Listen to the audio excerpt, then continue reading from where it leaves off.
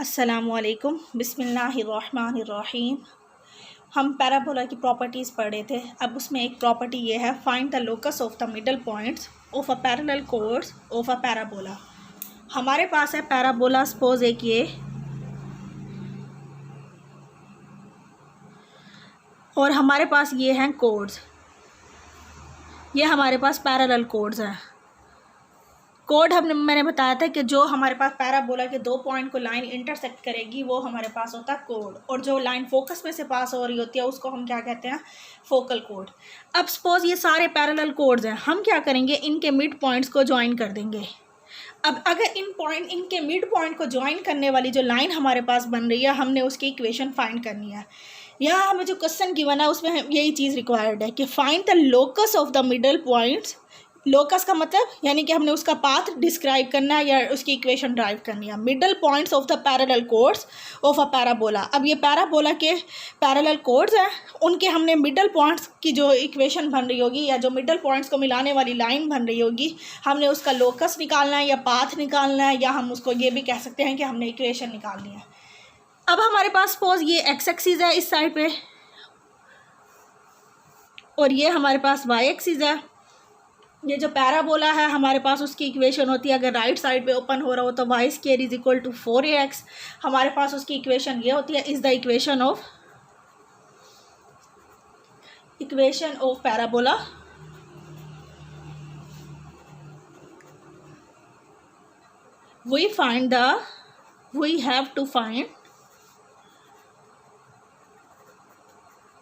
we have to find the locus of the middle points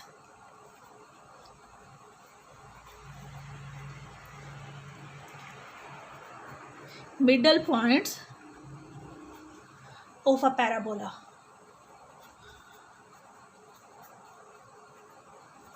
यानी इन सारे parallel codes के हम मिड पॉइंट ले लेंगे। अब मिड पॉइंट को मिलाने वाली जो लाइन होगी वो हमारे पास क्या होगी, locus of middle points of parallel codes. उसकी हमने लोकस फाइंड करना है, यानी कि उसकी इक्वेशन हमने ड्राइव करनी है। सपोज हम एक कोड ले लेते हैं, ये लास्ट वाला ही ले लेते हैं, इसको हम नाम दे देते हैं QR, और हम कहते हैं जो इसका मिड पॉइंट है वो हमारे पास है H और K। सिर्फ अभी हम इस एक कोड को कंसीडर कर रहे हैं।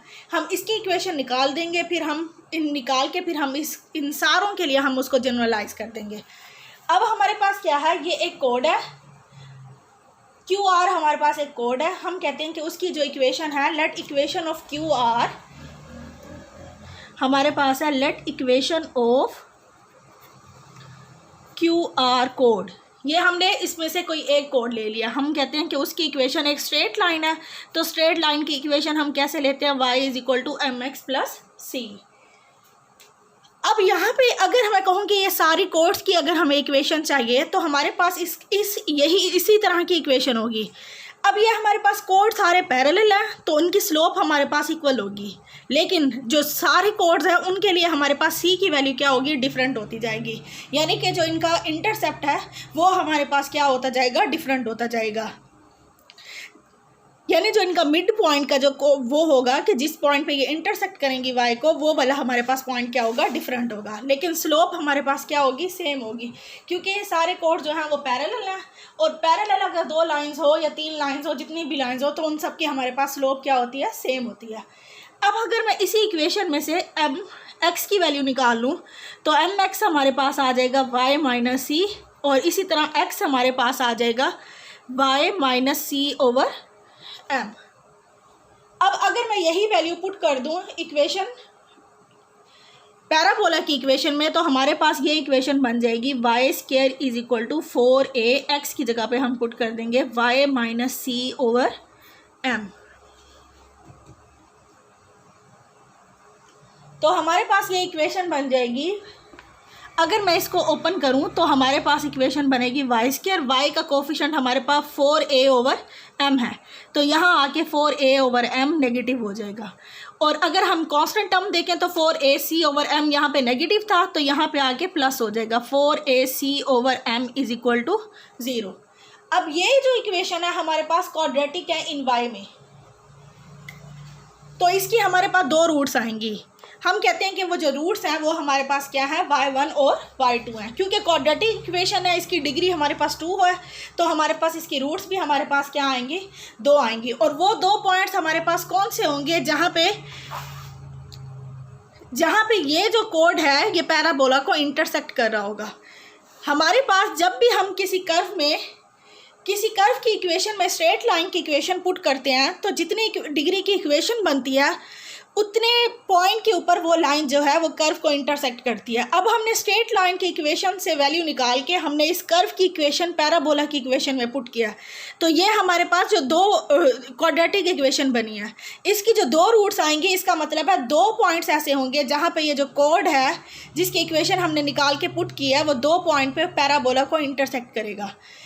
अच्छा, और अब हमारे पास जो ये कोड है उसका हमने मिड पॉइंट क्या लिया हुआ है, VHK। VHK is the middle point of the code QR। अगर इसका मिड पॉइंट जो है VHK is the middle point of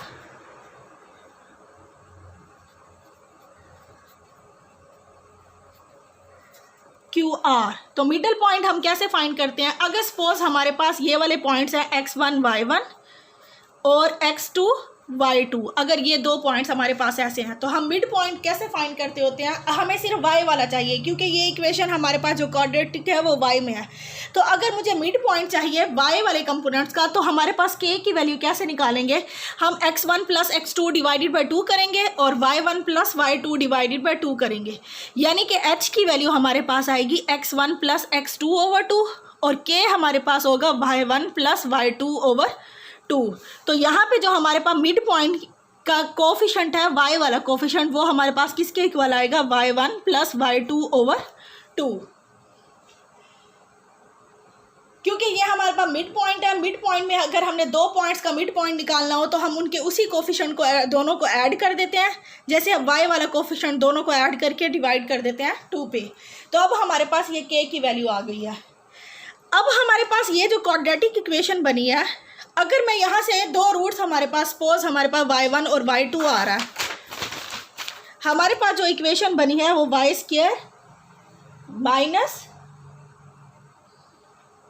4a over m y plus 4ac over m is equal to 0, ये हमारे पास इक्वेशन बनी है। इसकी जो 2 रूट्स हैं हम कहते हैं कि वो let y1 and y2 be the roots of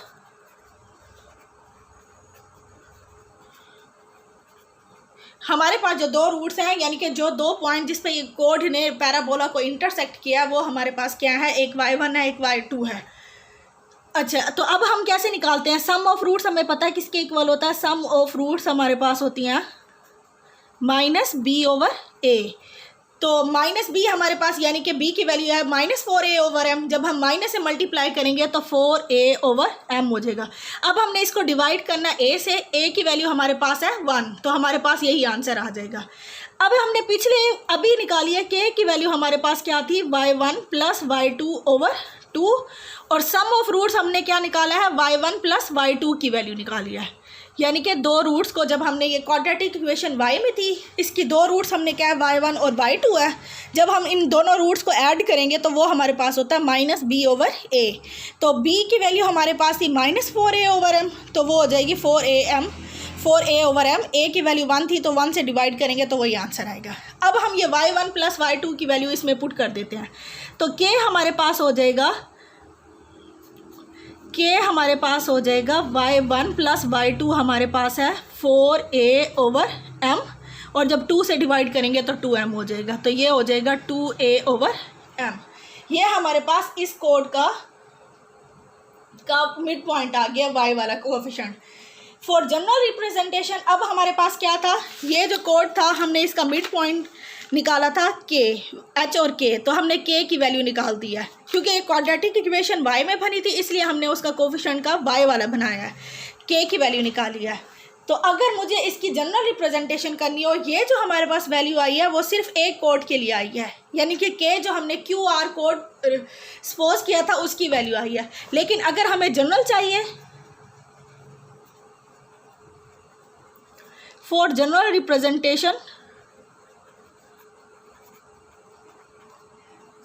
representation the locus of the middle points of the parallel code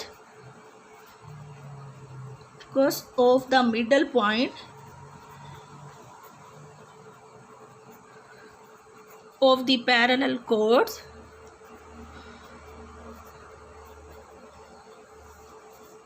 तो पैरेलल कोड की इक्वेशन हमारे पास क्या हो जाएगी, इज गिवन बाय